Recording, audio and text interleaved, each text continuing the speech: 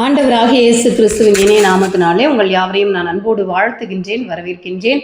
இன்றைய நாளுடைய நல்ல பங்கை தேடி ஆதியாகமம் 25ஆம் அதிகாரம் 21வது வசனத்திலே இருக்கின்ற மலடியா இருந்த தன் மனைவிக்காக ஈசாக்கு கர்த்தரை நோக்கி வேண்டுதல் செய்தார். கர்த்தர் அவர் வேண்டுதலை கேட்டருளினார். அவன் மனைவி ரெபெக்காள் கர்ப்பம் தரித்தாள் என்று சொல்லப்பட்டிருக்கிறது. இந்த இடத்திலே ஈசாக்கு கடவுளிடத்திலே தன் மனைவிக்காக இறைவேண்டல் செய்கின்றார்.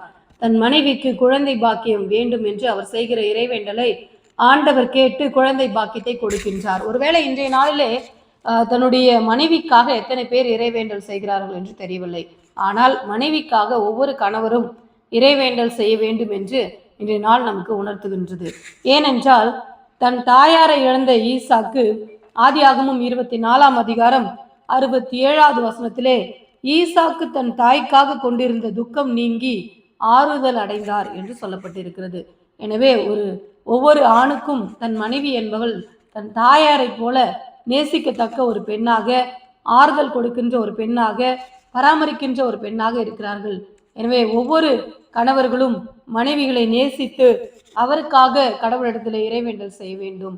அப்படி செய்யும் பொழுது ஆண்டவர் கணவனையும் மனைவியும் அந்த குடும்பத்தையும் ஆசீர்வதித்து வழி நடத்துவாராக. ஆமீன்.